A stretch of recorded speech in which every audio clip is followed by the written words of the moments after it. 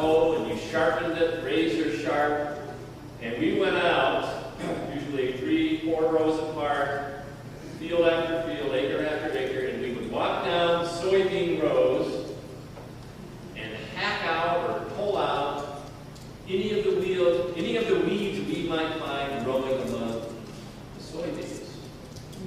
And that would usually take a couple of weeks, a couple of times a summer to do that. And it was hot, dirty, sweaty, itchy work. I can still feel the itch of the cotton burrs as I tried to pull. But it was interesting. From time to time, I'd be walking beats, seeking out weeds to pull, to work for my uncles, other farmer friends, and they would see me, little guy with my gloves, bending down, trying to pull out it was usually a big cottonwood plant, trying to pull that out, and they would stop me and say, son, why don't you leave that one until the harvest? We'll sort it out then. Because what had happened is the roots had gone down so deep and they got so tangled up in the roots of the soybeans that as I was pulling out that weed, I was uprooting the soybeans with them. They didn't want to see that. That was their cash, right? Coming out of the ground. And like Jesus said in his parable, you see, the harvest for souls is pretty serious business too. Jesus would cry out, lift up your eyes until the fields, for they are white unto harvest. Pray that the Lord would send out workers into these fields, workers into the harvest. It's also obvious by what Jesus says that the weeds of sin are a dangerous enemy, sown by the enemy of our souls. Earlier in Matthew 13, if you back up a little bit, you read how the Lord describes these weeds. He says they represent the cares of this life, the attachments to worldly wealth.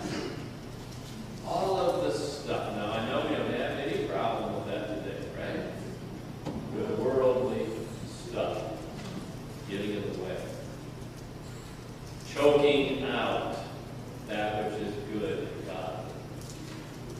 My goodness.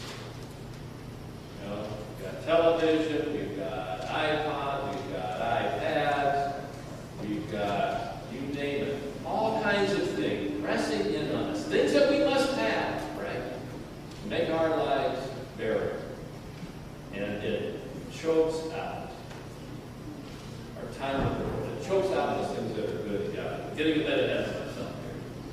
So because this harvest, because this battle of the weeds of sin and evil, is such serious business, it's a battle with eternal consequences, after all. But we can be tempted, can't we, to rise up and to take matters into our own hands. We can get very angry. I've felt it in myself. I've seen it in others. Even hostile towards those who seem to allow weeds to grow among us. We think of obvious sins, like drunk driving. I used to work for Mothers Against Drunk Driving, a telemarketer working for Mothers Against Drunk Driving. I'd call people up and ask for donations. We were mad.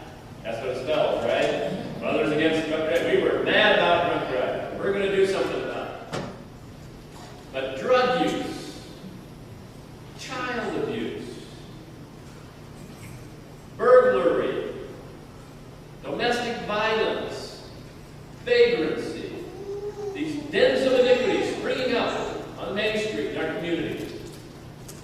The list is long. And we can wring our hands, and we could rail against those who participate in this and allow these sins to continue to flourish. And we can begin to think that they are the enemy.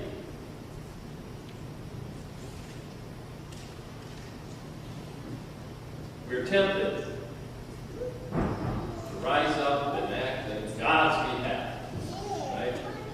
To launch crusades crusades against these social evils. Uproot these evil weeds from our midst. Because we're afraid. We're afraid of what our community is becoming. We're afraid for our own well-being and the well-being of our children and grandchildren. And what kind of a world you're going to be inheriting. We become hyper-vigilant to these evils as they seem to grow bigger, as they just keep on spreading. What's going to happen to our world? We need to act. We need to take matters into our own hands. We need to sharpen that hoe and start hacking away, pulling, spraying those weeds, these evils. And yet, here we see Jesus advising the workers. Who are the workers? That's us. That's us. We're the workers. He says,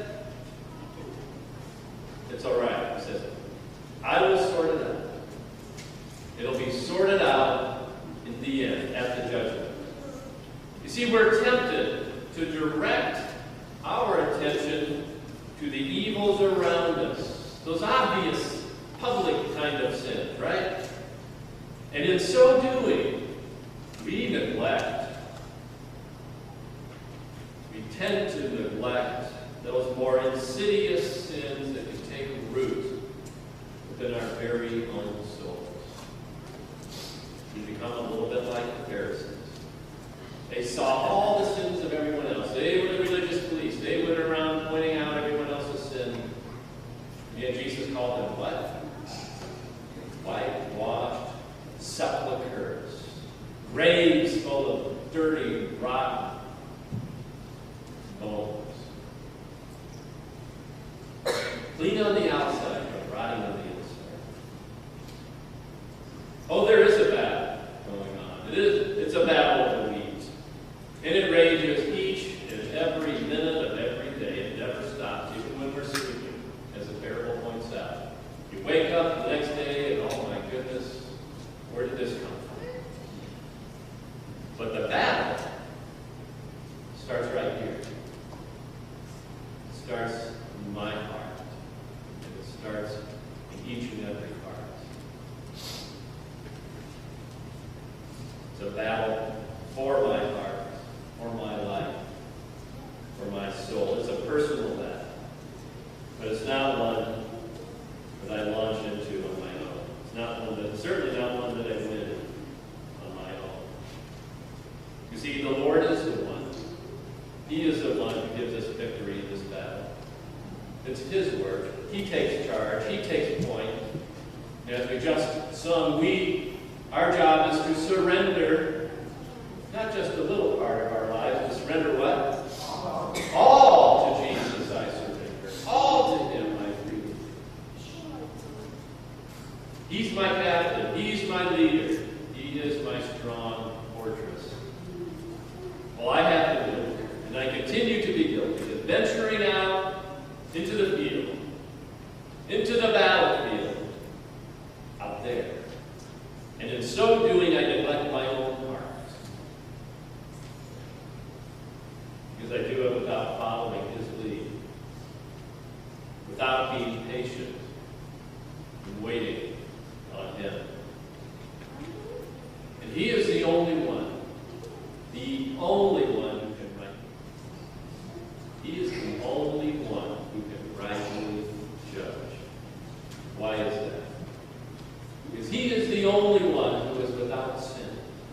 Sin clouds our vision. But His vision is crystal clear. He is able to distinguish between what is good and right and what is evil and sin. You know, I remember walking those beings a few weeks going by that field looking and thinking, we missed a lot. You know why? Some of the weeds look just like the beans until they got in the middle. You couldn't tell them apart. But let them grow a while. Then you see the fruit. Then you see the weeds are there. I wonder. It says we're not to judge